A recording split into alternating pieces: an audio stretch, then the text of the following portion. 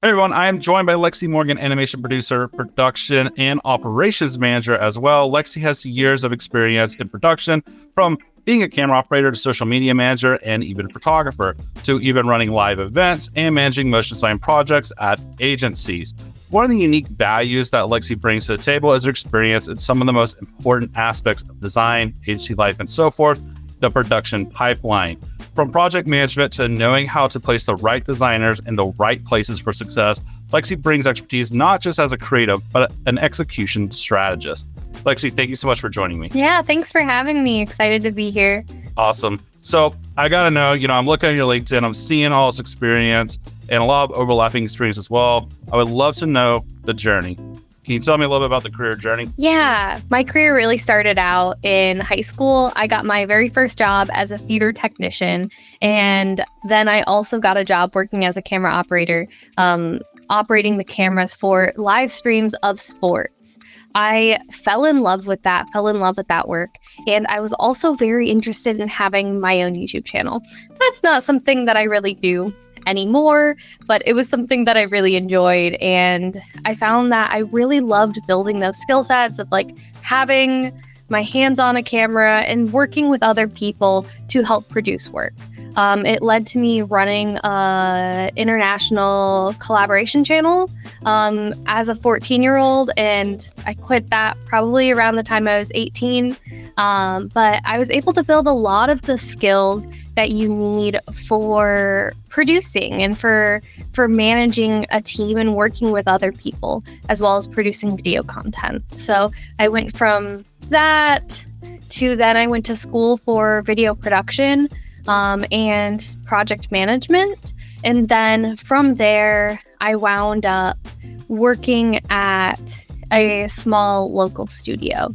While I was in college and in high school, I worked at a TV station. I also did a bunch of freelance, bunch of little small gigs here and there. Most of college, I was working a couple of different things, as almost everyone who's a freelancer does. And I wound up working as a video producer at the studio that I was working at. And I really, really enjoyed the project management aspect of it. And so I started to look into more things that I could do more freelance. Yeah, I wound up finding a couple gigs that let me do full-time freelance as a video producer, project manager, whatever you want to call it, kind of same thing, different name. So I was able to find a couple of gigs that let me quit my day job to do freelance video production, project management, producing. And then I started working with the company that I'm working with now, doing freelance for them. And then over time, that evolved into a W-2 role. One of the things I found really interesting is how you mentioned that you did an international collaboration at one point. I don't think everybody understands how hard that is to pull off. I ended up doing one on my end as well, specifically when it came to having producers, music producers competing against each other when it came to producing, beats and stuff like that. And just gathering so many people for those kind of efforts it's a challenge. It's a challenge working with time zones to get really good at learning what is GMT, whatever, things like that. So that's super awesome. You're doing that at 14. It sounds like, from there, you really were able to just kind of dive headfirst and just do so much more as you continue to grow. And now you're currently where you are now at Too Tall. But I wanted to know a little bit more about specifically what at the end of the day inspired you to go the producer route. Yeah. So when I was working at the in-person studio that I was working at, I was hired on as a video producer.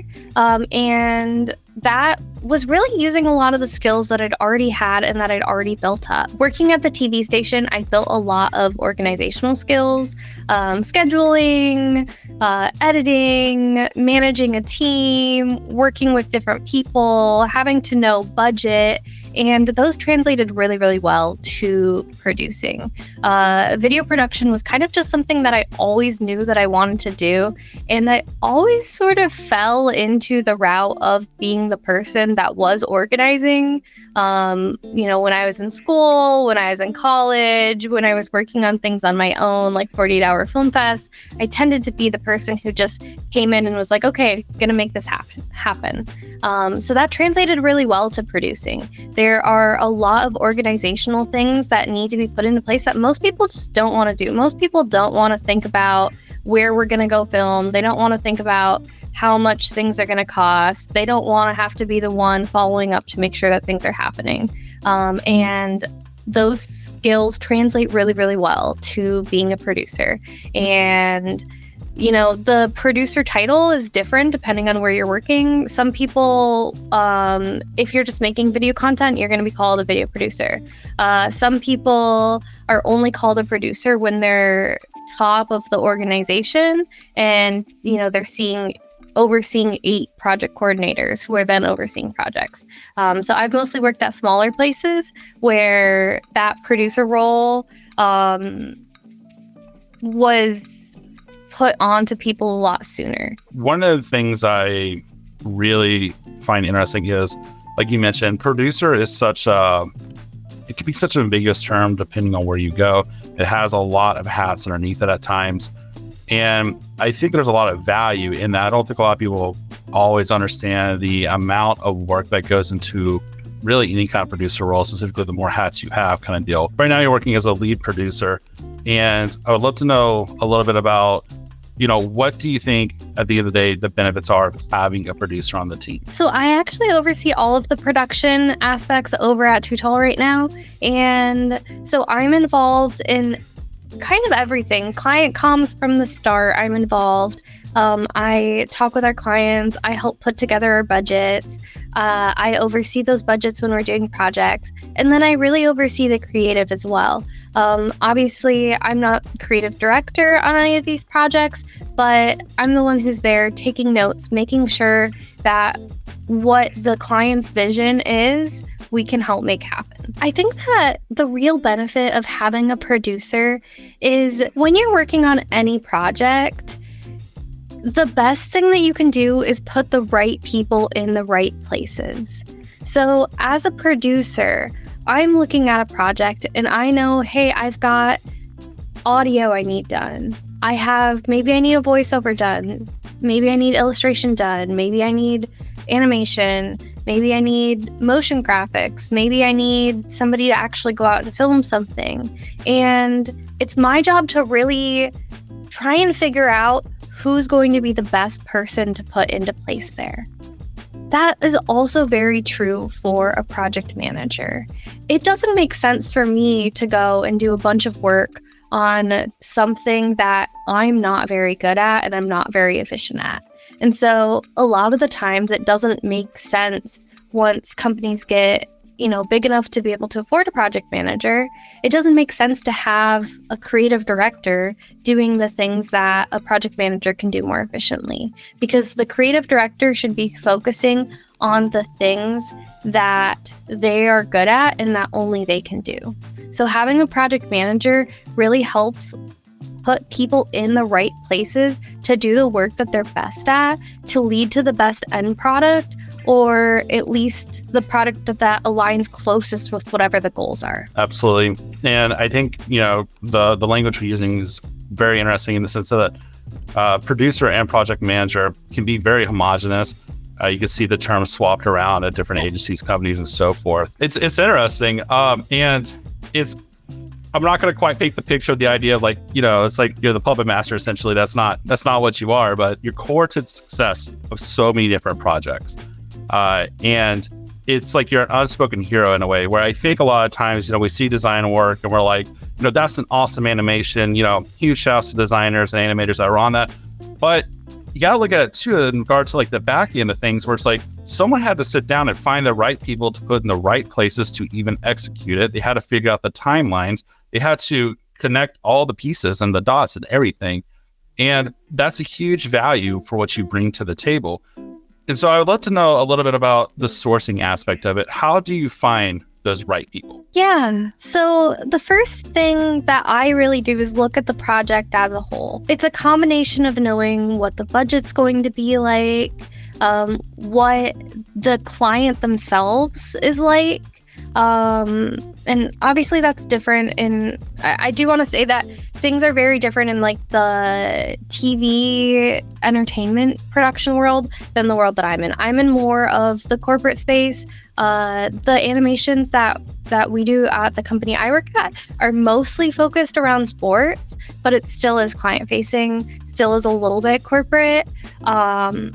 So anything that I say, just know that it doesn't necessarily apply to film production. It's, and I think that's a big aspect of it as well, is like, as we talk about design, it's still B2B at the end of the day in many ways, but you're right. I mean, it's different worlds in how they operate. And that goes back again to kind of like what we are talking about earlier, where it's like, you can look at the title producer or project manager at one place, and it's just totally different as to what they do versus somewhere else. Yeah, it's a completely different role depending on where you're working at. The things that I do in my role now are different than roles things that I've done at other places. I have found that there is a lot of overlap between the different roles and the different, titles you might have. At the last place that I was doing a lot of work with, like my title was project manager, but I was doing almost the exact same things as I do now. But, at a smaller company, you're going to wind up doing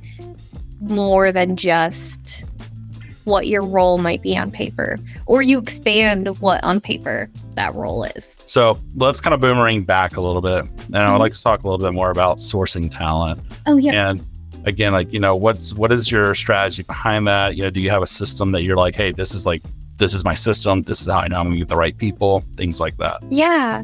So you'll find that a lot of really good project managers and producers, especially in like the animation world, they have their own contacts. They have people that they know and that they work with. And most companies that you go to also have a bank of talent. So when I started at Too Tall, they already had a bank of talent. They had a way that they were keeping track of it. I helped them go ahead and revamp how we were tracking all of our talent. And so I'll look at the project. I'll usually have a good idea of what the budget is from the client, or what my budget is that I'm proposing. And then I will take a look at projects that I've done in the past. And I will look at, okay, how many days did we spend on this? How many artists did we have on this? How many days did each of those artists spend at each of these stages of production? And then I will take a look at what the day rates were that I paid for that, or what the project rates were. And then I usually have somebody that comes to mind, like in my head, about who might be a good person to work on something. And then I will usually go to my subcontractor list and I will look through additional people who have a very similar style. So I usually tag most of our subcontractors with different styles so that I can then easily search. So I'll go through, I'll come up with like a list of a couple of people who might be a good fit. And usually this is done in tandem with Greg, because he's a creative director and oversees the whole business. So it's not just me making these decisions. And we will talk about who might be a good fit, who we've worked with in the past. And then I start reaching out and seeing what people's availabilities are like. Sometimes I'll give them like a little bit of info about the project, like whatever I'm able to share, or I'll have them sign an NDA. And that's really the way that we set it up. We say, okay, what can we do in-house with our team? What makes sense? Do we need to bring somebody else in? So for anybody who is not part of those rosters already, that is interested in trying to get on board as talent for upcoming projects for any kind of agency or anything like that, do you have any recommendations on like how to get in front of someone? Yeah, absolutely. I think that every project manager that I know and every agency that I know has some way that they're keeping track of their talent. It's going to be different, company to company. And the way that you want to reach out to companies is going to be different company by company. I do know that a lot of companies do have a section on their website where you can submit your info. You can also reach out on LinkedIn sometimes. It really just depends on the person and what they're like. I know that personally, as a producer, I like it when people send me messages or requests on LinkedIn. I like it better when people send me emails. I think that the biggest thing when you're reaching out to a producer or to a potential agency is leading with your reel, leading with your portfolio. If somebody doesn't send me their reel or their portfolio, I'm probably not looking. Frankly, I don't care about resume, and I don't really like it when somebody sends me a list of links. I've seen that so often lately where people are just sending, here's a list of 5 links of projects that I'm working on. I know that personally, I don't have that much extra time in my day-to-day to go through and look through people's things. I want to be able to click on a reel, click on a portfolio, and generally I know within 20 seconds, if not sooner, if this person has decent stuff. I click on it, either I know, hey, this person has some decent stuff and it's at the level that we're producing content, or it's not. Absolutely. And, even going back to, you're saying you're receiving like 5 links from people at a time. Yep. I think it's important for anybody who's listening that may do that is to understand that it creates the tone that this person is unprepared. They're unprepared. They're not ready to work with you. They're not ready to work with themselves essentially either. I've experienced on my end where I'll receive a Google Drive link, I'll open it up, and it's just this plethora of all these different files. And I'm like, it's whether or not it's intentional or not, it's immediately I'm not gonna go through this.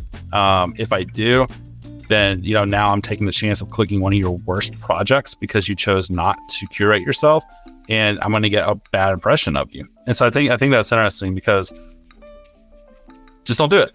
Don't send 20 links to someone and go, this is what I did recently. Okay, great.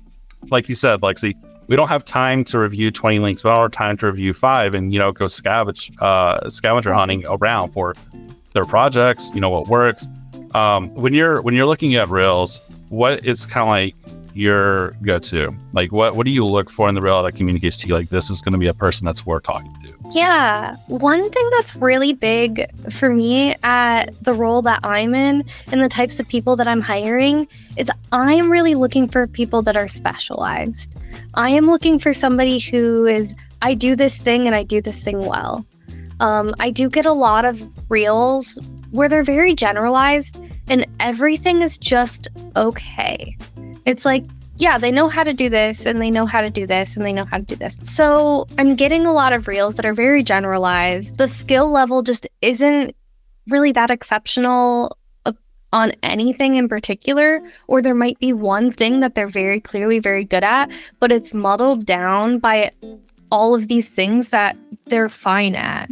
And that works great if you're going for a corporate position or a position where you need to do a lot of things, where you need to be the jack of all trades. But for me as an animation producer, I'm looking for somebody who does a thing and they do it great.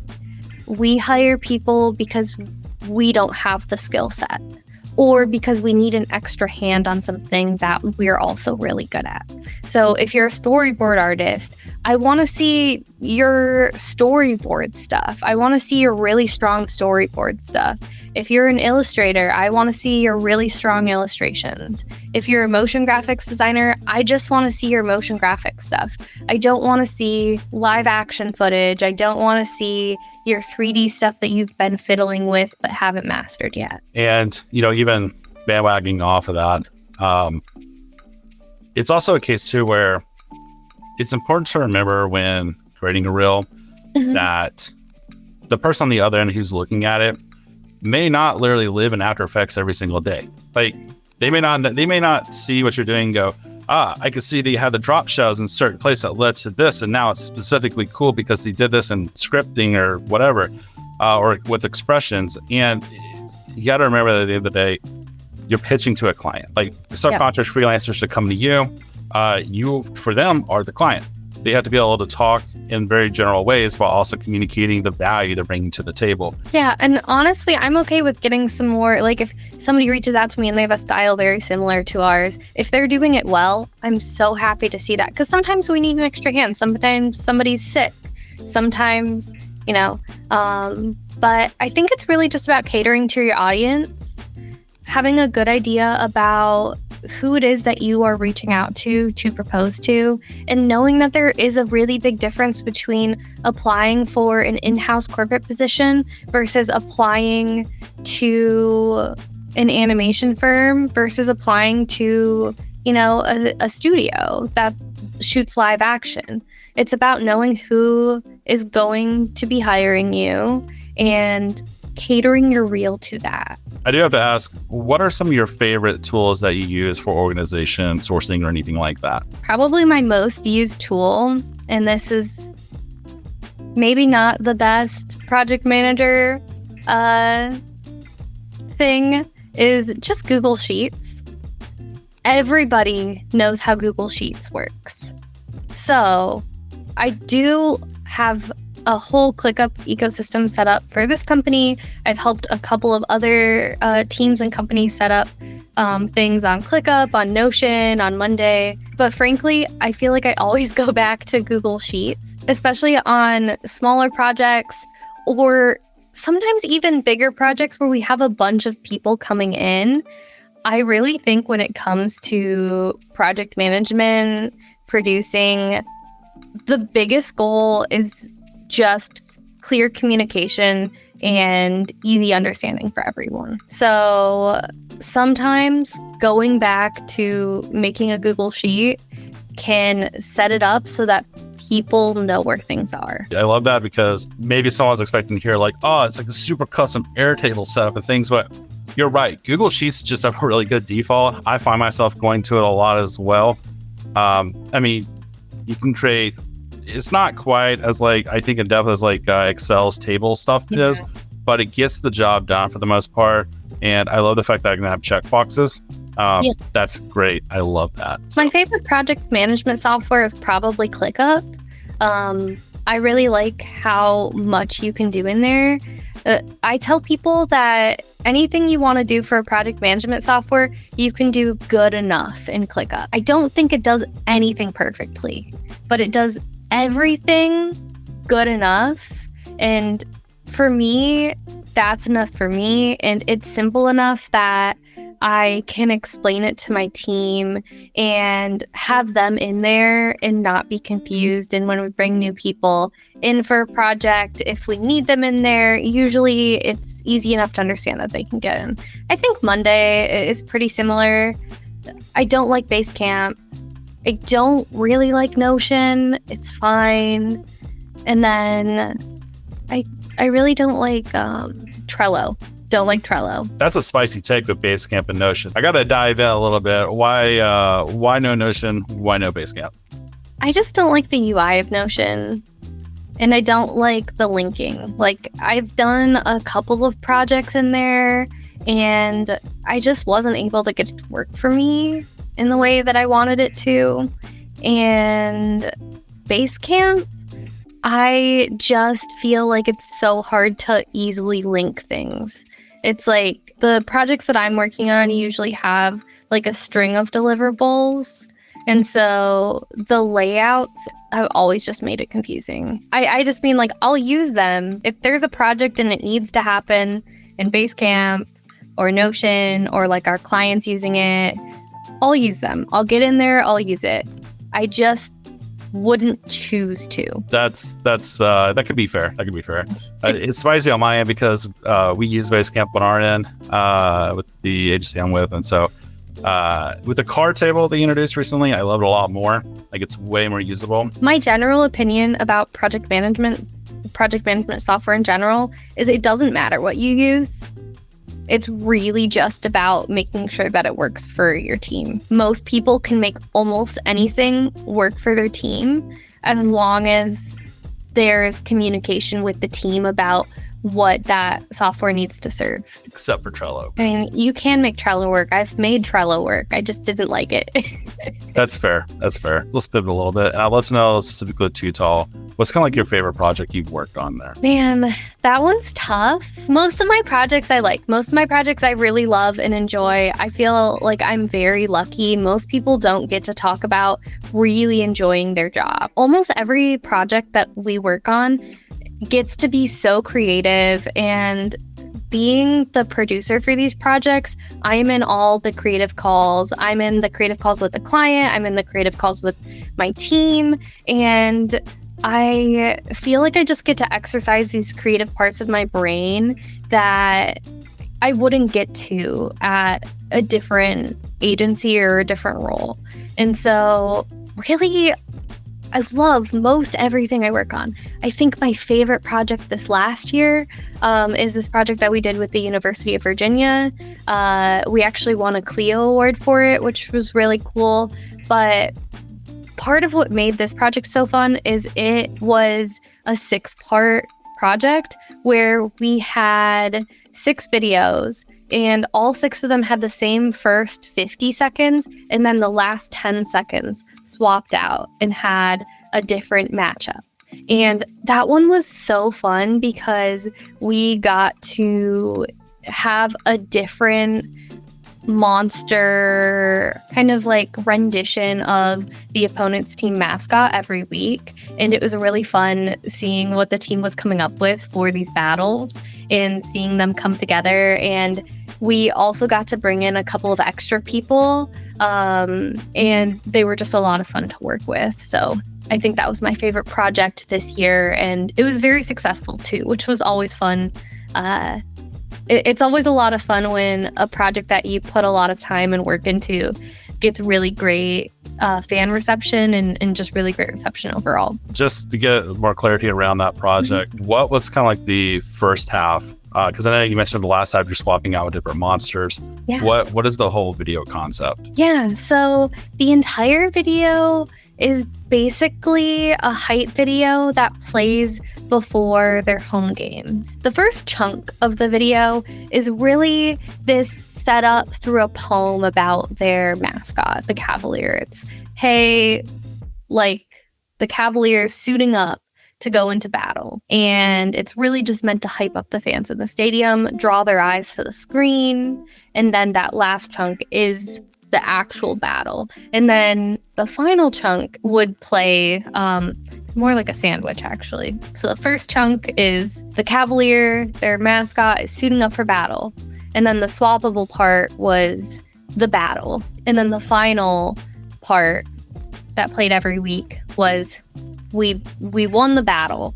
Let's go win this game. I love that it's modular. I think it's interesting because it's not just like one total piece of like, hey, this is it, we're done, this is the piece. Modularly set up to where it's like, hey, we're going to go and we're going to change out the last half, for different things. That's cool. I think it's easy to jump into a project and just think it's one whole project. But that's really like a multitude of small projects together attached to a bigger project. That's very cool. A lot of fun. Before we wrap up, I do have to kind of ask, do you have one thing, to tell anybody who wants to be a producer they need to know? I think that if you want to go into producing or project management or any of those titles, the biggest thing is that you don't have to already be in that role to be building those skills.